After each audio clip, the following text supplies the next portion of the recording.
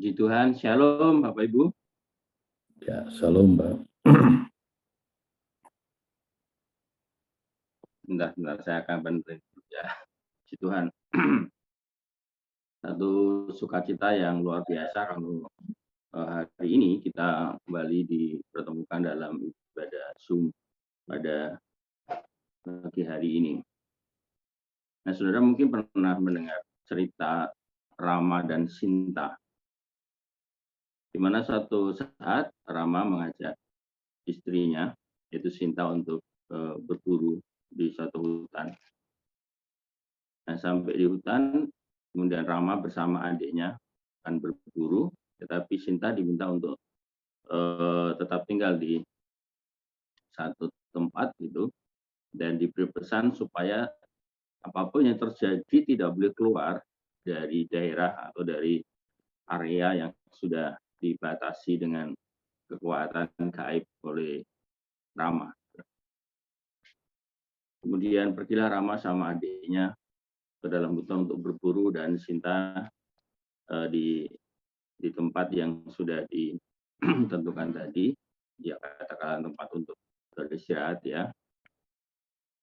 Dengan tadi pesan, jangan apapun yang terjadi jangan keluar dari garis ini. Lalu setelah Rama dan adiknya pergi berburu, tidak lama kemudian datanglah seorang pandita gitu ya, seorang yang menyamar seperti seorang pandita yang minta sumbangan, minta belas kasihan. Nah, saudara, karena Sinta itu seorang wanita yang sangat baik, ya, dia tidak tahan melihat ada orang yang meminta-minta, gitu ya. Maka dia lupa apa yang dikatakan suaminya. Dengan tidak menghiraukan lagi apa yang menjadi pesan suaminya, kemudian Sinta melangkah keluar garis yang sudah dinasihatkan sama Rama tadi. Dan apa yang terjadi, saudara, ketika Sinta mendekati seorang pengemis itu, ternyata pengemis itu adalah seorang raksasa yang menyamar ya. Lalu kemudian menangkap Sinta dan membawanya lari. Saudaraku yang dikasihi Tuhan, cerita ini menarik sekali kalau saudara bisa menemukan kebenaran moralnya di situ ya. Dalam hidup kekristenan, firman Tuhan sudah memberikan garis batas ya, supaya kita tidak melakukan ini dan itu ya. Tetapi acap kali saya dan saudara lalai atau lupa akan hal itu, karena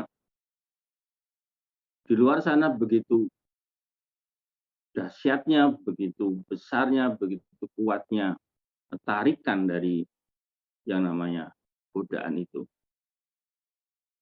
Dan iblis itu tidak akan pernah berhenti, tidak akan pernah bosan untuk terus menggoda kita, mencobai kita supaya kita bisa keluar dari batas yang sudah ditetapkan oleh Allah itu. Dengan berbagai macam tipu dayanya, iblis mencoba untuk terus menggoda kita supaya kita jatuh dalam perangkapnya. Hari ini saya akan bicara firman Tuhan tentang awas tipu daya iblis. Awas tipu daya iblis. Mari kita lihat dalam Injil Matius pasal yang keempat, ayat 1 sampai dengan ayat yang ke-11. Ya. Saya akan membaca ayat 1 dan 2 lebih dulu ya. Maka Yesus dibawa oleh Roh ke padang gurun untuk dicobai iblis.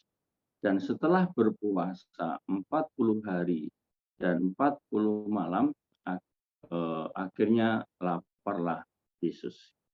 Saudara, kita semua tahu tentang peristiwa ini, di mana setelah Yesus dibaptis oleh Yohanes Pembaptis, mempersiapkan untuk pelayanan pada bangsa Yahudi, maka Yesus berpuasa ya untuk persiapan pelayanan 40 hari, 40 malam, dan di akhir itu kemudian Roh membawa dia ke satu tempat dan di sana iblis mencobai Tuhan Yesus.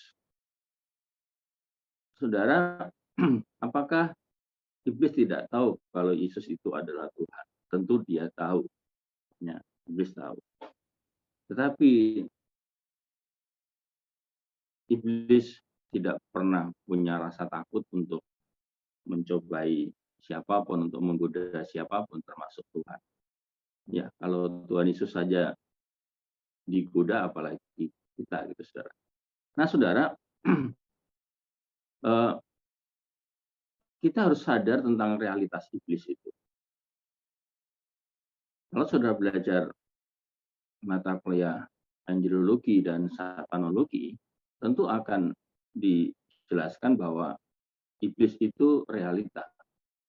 Ya, memang ada, dan Tuhan pun di dalam Alkitab pun menyatakan demikian. Bahwa iblis itu adalah Satan. Satan itu musuh Allah. Selamanya dia akan memusuhi Allah. Selamanya dia akan memusuhi manusia-manusia yang tunduk kepada Allah, yang taat kepada Allah. Dan iblis itu juga disebut diabolos, pendusta. Selamanya dia dusta. Dia bapak dari orang berdusta. Selalu memusuhi Allah dan selalu berdusta, itu senjatanya untuk menjatuhkan orang-orang percaya. Dan iblis itu juga dikatakan cerdik. Dalam Kejadian pasal 3 ayat 1 disebutkan itu dia cerdik. Tuhan Yesus sendiri juga mengakui bahwa iblis itu cerdik. Artinya di sini licik. Dia penuh dengan tipu daya bagaimana supaya orang-orang percaya itu jatuh dalam dosa. Itu realitas iblis. Dan pekerja iblis untuk dalam menggoda untuk mencari kelemahan manusia itu tidak akan pernah dia berhenti, ya. Dia terus melakukan dari hari ke hari sampai musuhnya itu jatuh. Sedangkan manusia, kita orang percaya, itu digambarkan dalam Alkitab seperti domba di tengah serigala. Jadi rentan terhadap bahaya. Matius pasal 16 Tuhan Yesus menggambarkan bahwa orang percaya itu seperti domba di tengah-tengah serigala. 1 Petrus mengatakan bahwa orang percaya itu seperti seperti domba di tengah-tengah singa. Jadi singa selalu berputar-putar mengelilingi kita untuk mencari kesempatan untuk dijatuhkan. Yohanes mengatakan bahwa manusia itu memiliki 3 kelemahan. Ada keinginan daging, keinginan mata, dan keangkuhan hidup. Ini realitas-realitas ini yang nggak bisa kita abaikan. Dan iblis tahu itu. Potensi-potensi yang ada ini dalam diri manusia. Dan ini yang menjadi senjata untuk menjatuhkan orang percaya. Nah, saudara, dari kisah atau dari peristiwa pencobaan yang dialami Tuhan Yesus di padang gurun itu, kita bisa melihat paling tidak ada 3 godaan yang dipakai oleh iblis untuk menjatuhkan Tuhan Yesus. Ingat tadi, waspada terhadap tipu daya iblis. Yang pertama, saudara, kita harus waspada terhadap godaan keinginan daging. Mari kita lihat ayat yang ke-3 dan ke-4. Yang pertama itu waspada terhadap godaan keinginan daging. Lalu datanglah si pencoba itu dan berkata kepadanya, "Jika engkau anak Allah, perintahkanlah supaya batu-batu ini menjadi roti." Tetapi Yesus menjawab, "Ada tertulis, manusia hidup bukan dari roti saja, tetapi dari setiap firman yang keluar dari mulut Allah." Nah, saudara, iblis tahu juga kalau Yesus ini habis berpuasa 40 hari 40 malam, tentu lapar. Karena puasa Tuhan Yesus itu bukan puasa seperti orang pada zaman sekarang, ya. Orang zaman sekarang puasa itu kan siang hari saja, mulai pagi jam berapa? Ya jam 6 katakan atau jam 5 mulai puasa, lalu nanti sampai sore jam 5 kira-kira begitu, hanya 24 jam puasanya. Kalau Tuhan Yesus kan tiap hari ya 24 jam, 40 hari 40 malam, tentu lapar. Nah, orang yang lapar tentu keinginannya adalah makan, saudara. Dan iblis tahu itu, itulah sebabnya kemudian iblis menggoda Tuhan Yesus. Ya. Jika engkau anak Allah, perintahkanlah supaya batu-batu ini menjadi roti. Ini berbicara tentang apa, saudara? Keinginan daging. Yesus digoda oleh iblis dengan keinginan daging. Bagaimana supaya rasa lapar itu bisa terpuaskan. Yesus menjawab, tetapi Yesus menjawab, ada tertulis, manusia hidup bukan dari roti saja, tetapi dari setiap firman yang keluar dari mulut Allah. Tuhan Yesus menggunakan firman Allah untuk menjatuhkan, untuk mengalahkan tipu daya iblis. Lapar, iya lapar. Yesus juga punya kuasa untuk bisa mengubah batu-batu menjadi roti. Tentu kita ingat, Yesus pernah membuat mukjizat air biasa menjadi air anggur. Itu artinya dia juga bisa membuat batu menjadi roti. Tapi itu tidak dilakukan oleh Tuhan Yesus. Karena kalau itu dilakukan berarti Yesus tunduk kepada godaan dari iblis. Artinya dia kalah. Yesus melawannya dengan firman Allah. Ada tertulis, manusia hidup bukan dari roti saja, tetapi dari setiap firman yang keluar dari mulut Allah. Saudaraku, setiap orang punya yang namanya keinginan daging. Keinginan untuk bisa dipuaskan daging ini. Tapi hati-hati, karena itu bisa menjadi senjata iblis untuk menggoda kita supaya kita jatuh di dalam dosa. Tentu kita ingat akibat dari yang tidak bisa mengontrol keinginan daging itu, saudara. Ya. Banyak tokoh-tokoh Alkitab yang mengalami masalah dalam hidupnya. Misalnya kita lihat Esau. Dalam kitab Kejadian pasal yang ke-25 itu. Esau kehilangan berkat kesulungannya karena semangkuk kacang merah yang ditawarkan oleh Yakub. Jadi Yakub itu pinter, saudara. Ya, dia menipu kakaknya. Pas kakaknya pulang dari berburu, dan tentu orang yang pulang berburu itu lapar. Apalagi memang Esau tidak mendapatkan apa-apa. Ketika pulang di rumah, Yakub memasak sup kacang merah. Esau minta, beri dong dek aku kacang merahnya. Dan Yakub bilang, enggak. Kalau kamu tidak memberikan berkat kesulungan, hak kesulungan kepadaku, aku tidak akan memberikan kacang merah ini. Dan Esau karena sudah lapar, dia berpikir sehat gitu ya. Ya sudah, apa sih artinya hak kesulungan? Baik itu milikmu, yang penting aku kenyang. Dan sudah, apa yang terjadi? Nah, yang betul ketika Ishak memberkati, mestinya berkat kesulungan itu untuk Esau.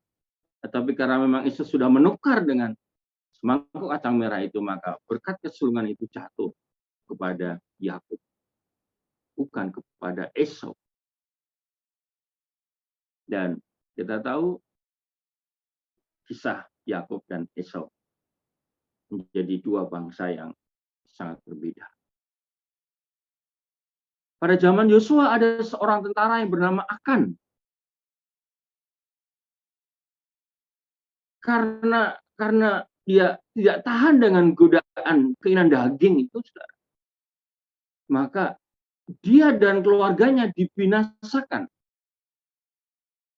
Dia tergoda dengan barang-barang jarahan, barang-barang rampasan perang yang harus dimusnahkan. Ya, ada baju-baju buatan sinear, ada uang emas dan perak yang mestinya itu harus dimusnahkan. Tetapi akan tergoda untuk bisa memilikinya itu. Maka yang terjadi, saudara, perbuatannya itu membuat Israel jatuh kalah. Dan yang paling mengerikan, akan dan seluruh keluarganya dihukum mati. Karena keinginan daging.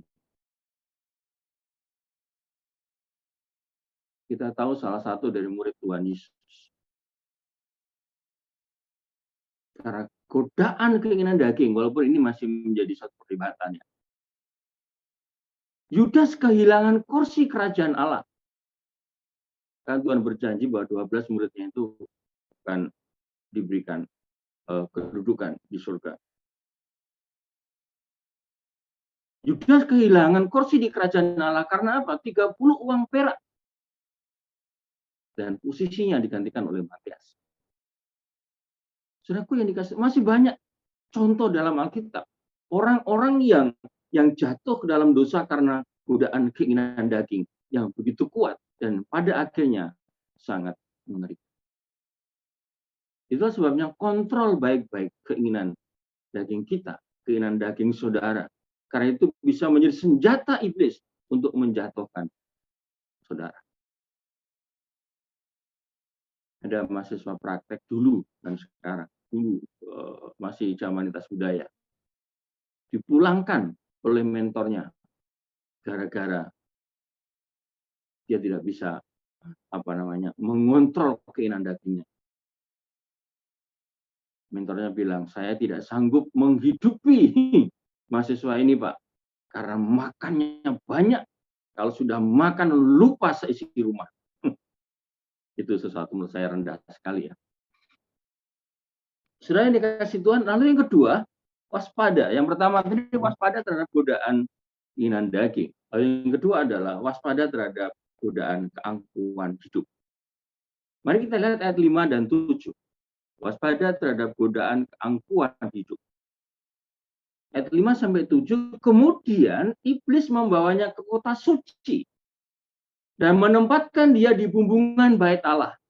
Lalu berkata kepadanya, jika engkau anak Allah, jatuhkanlah dirimu ke bawah, sebab ada tertulis mengenai engkau, ia akan memerintahkan malaikat-malaikatnya dan mereka akan menatang engkau di atas tangannya, supaya kakimu jangan terantuk kepada batu. Yesus berkata kepadanya, ada pula tertulis, janganlah engkau menyerupai Tuhan Allahmu. Nah, saudara, ketika iblis tidak berhasil mengalahkan Yesus, menjatuhkan Yesus dengan godaan keinginan daging tadi, maka kemudian iblis juga harus membawa kepada godaan ke tingkat yang lebih lebih tinggi lagi risikonya. Di mana Yesus diminta untuk menjatuhkan diri ke bawah dari hubungan bait Allah itu, kemudian menjatuhkan diri. Saudara, ini bicara tentang keangkuhan hidup, tentang kesombongan, tentang tinggi hati karena sesuatu yang ada pada dirinya. Nah, apakah ketika Tuhan Yesus menjatuhkan diri di atas hubungan bait Allah itu, dia akan celaka? Tentu tidak, karena dia Tuhan. Dan Tuhan juga tentu tahu seperti apa yang dikatakan oleh iblis, bahwa malaikat Tuhan akan menatangnya ya dengan tangannya sehingga tidak sampai terantuk batu kakinya. Tuhan Yesus juga tahu kan hal itu.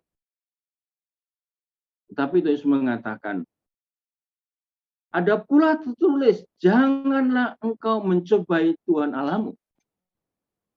Memang benar ada janji dalam kitab Mazmur itu ya, bahwa malaikat Tuhan akan menatang setiap orang-orang yang percaya kepada sehingga tidak jatuh. Tetapi saudara, kalau itu kemudian kita orang percaya lalu apa namanya, ya melakukan hal itu untuk mempraktekkan firman Allah ini benar atau tidak, gitu ya. Firman Allah ini sungguh-sungguh terjadi atau tidak kalau saya menjatuhkan dari tempat yang tinggi. Saudara pasti saudara akan patah tulang atau bahkan mungkin bisa mati. Kalau misalnya saudara dari balkon gereja itu saudara terjun ke apa namanya ke ruangan bawah tempat ibadah itu. Walaupun itu cuma berapa meter ya, tapi kalau tidak tangan yang patah, kaki yang patah atau kepala yang pecah. Nah, apa yang disodorkan oleh iblis kepada Tuhan Yesus itu adalah satu tindakan yang mencobai Tuhan Allah. Saya selalu memberikan ilustrasi kepada anak-anak muda, memang Tuhan menjaga engkau, melindungi engkau gitu ya. Tetapi kalau engkau naik motor lalu engkau ngebut tidak terarah, itu sama saja mencobai Tuhan Allah. Kalau ketika nanti engkau jatuh kecelakaan, lalu sudah tidak bisa menyalahkan Tuhan. Di mana perlindungan Tuhan? Itu konyol, aman saudara. Nah di sini Yesus mengkanter dengan firman Allah juga. Ada tulis jangan engkau mencobai Tuhan Allah. Saudara, setiap manusia siapapun dia, ini tidak berbicara tentang karena status sosial atau karena apa. Semua orang punya potensi untuk angkuh. Semua orang punya potensi untuk sombong, untuk tinggi hati. Dan iblis tahu itu dan itu di-create oleh iblis untuk menggoda kita supaya kita jatuh karena keangkuhan itu. Di dalam Alkitab juga ada banyak contoh tentang orang-orang yang akibat keangkuhan hidup itu dia jatuh. Yang jatuh karena keangkuhan hidup. Contoh yang paling jelas adalah penghulu malaikat Lucifer. Dan Yeskiel pasal 28 ayat 15 sampai 17. Nanti sudah juga bisa lihat Yesaya pasal 14 ayat 12 sampai 15. Bahwa Lucifer ini, penghulu malaikat ini angkuh. Karena dia apa? Dia ingin menyamai Allah. Aku ingin seperti Allah. Dia tidak puas dengan apa yang sudah Tuhan anugerahkan. Jadi malaikat yang dekat dengan Allah diberikan berbagai macam talenta. Tapi Lucifer ingin sama seperti Allah, disembah oleh banyak para malaikat. Dia angkuh, dia sombong. Lalu pada akhirnya dia dibuang ke bumi. Dan sampai selamanya.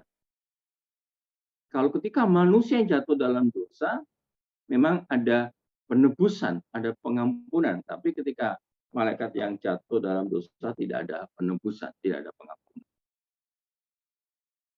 Dalam kitab Daniel, kita tahu ada seorang raja bernama Nebukadnezar. Raja ini juga sombong, raja ini juga angkuh. Dia merasa bahwa kerajaannya itu bisa kuat, bisa luas, bisa terkenal gitu, jaya. Dia merasa bahwa itu karena kepemimpinannya. Maka kemudian dia dijatuhkan oleh Tuhan. Akal sehatnya tidak waras. Kemudian dia berlaku seperti binatang. Dia tinggal di padang dan makan rumput. Katakan rambutnya seperti bulu Raja Wali. Kukunya seperti kuku bulu Raja Wali. Itu panjang-panjang. Karena angkuh. Kita tahu Pak Petrus ya. Mau saya murid Tuhan Yesus yang bernama Simon Petrus. Dia juga jatuh karena keangkuhannya. Ketika Tuhan mengatakan, aku akan ditangkap dan kamu akan tercerai-berai gitu kan. Tapi Petrus mengatakan, Tuhan, sekalipun yang lain tercerai-berai sekali-kali aku tidak. Bahkan aku rela mati bersama-sama engkau di penjara. Sombong banget. Gitu. Dan Tuhan Yesus berkata, terus, ketahuilah sebelum ayam berkokok, engkau sudah menyangkal aku 3 kali. Ini terbukti. Kesombongan telah membuat Petrus jatuh. Keangkuhan telah menggoda Petrus untuk jatuh. Itulah sebabnya saudara, kontrol baik-baik. Karena semua orang punya yang namanya potensi untuk angkuh itu ada. Dan iblis itu tahu, yaitu menjadi sarana untuk menggoda kita, menjadikan godaan kita sebagai kita. Lalu yang ketiga, saudara, yang terakhir. Awas terhadap tipu daya iblis. Yang pertama tadi terhadap keinginan daging. Lalu keangkuhan hidup. Dan yang ketiga adalah keinginan mata. Perhatikan ayat 8 dan 10. Dan iblis membawanya pula ke atas gunung yang sangat tinggi dan memperlihatkan kepadanya semua kerajaan dunia dengan kemegahannya. Perhatikan, dan berkata kepadanya, semua itu akan kuberikan kepadamu jika engkau sujud menyembah aku. Maka berkata Yesus kepadanya, enyalah iblis, sebab ada tertulis, engkau harus menyembah Tuhan Allahmu, dan hanya kepada dia sajalah engkau berbakti. Saudara, godaan keinginan daging, Yesus menang. Godaan keangkuhan hidup, Yesus bisa mengalahkan iblis. Nah, sekarang puncaknya, bahwa Yesus digoda dengan keinginan mata. Iblis memperlihatkan keindahan kota Yerusalem. Ya. Dan iblis berkata, kalau engkau mau sujud, ya,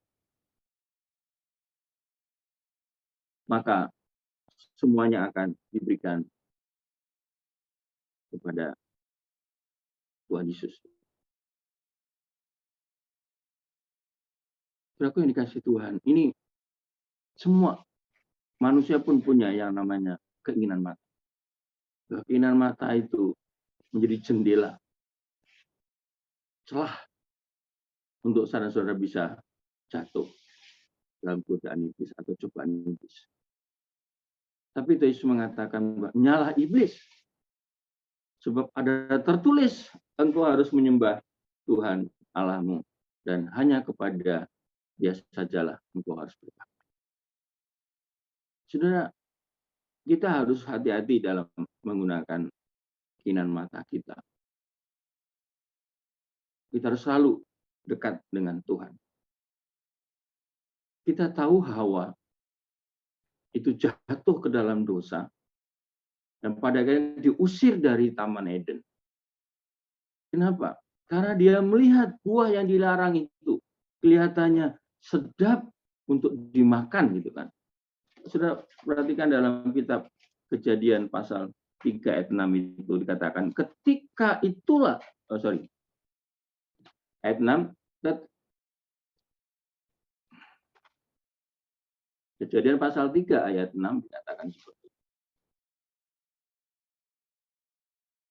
Perempuan itu melihat bahwa buah pohon itu baik untuk dimakan dan sedap kelihatannya. Lalu lagi pula pohon itu menarik hati karena memberi pengertian. Perempuan itu melihat buah itu lalu diambil dan makan. Dan pada akhirnya ia jatuh dalam dosa. Kita tahu juga Lot pada akhirnya karena keinginan mata itu, saudara, ketika dia diminta oleh Abraham, kamu pilih, kalau kamu ke kanan maka aku yang ke kiri, kalau kamu yang ke kiri aku ke kanan, gitu kan, cerita itu dalam kitab Kejadian pasal 13 itu. Lalu Lot melayangkan pandangannya, ya, di situ ada satu daerah yang seperti taman Allah itu. Itulah Sodom dan Gomora. Lalu Lot memilih ke sana.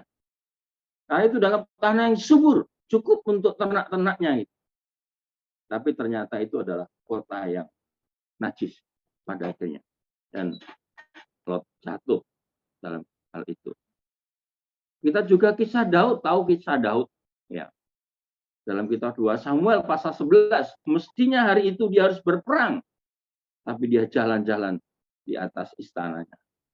Melayangkan pandangan matanya ke seluruh penjuru, dan di sudut sana terlihat ada seorang wanita yang sedang mati. dan Daud jatuh dalam dosa berzina karena itu. Saudaraku yang dikasihi Tuhan, kita semua punya namanya, manusia itu punya yang namanya tadi, keinginan daging, keangkuhan hidup, dan keinginan mata. Kita harus mengontrolnya, kita harus mengendalikannya, karena itu menjadi potensi, menjadi sarana iblis untuk menjatuhkan kita. Itulah sebabnya kita harus selalu, tadi Tuhan Yesus mengalahkannya dengan firman Allah. Kita harus selalu dekat dengan Tuhan dengan cara membaca firman-Nya setiap saat. Karena ketika kita membaca firman Allah, kita bagikan menyimpan anak panah untuk dipakai melawan iblis, serangan iblis.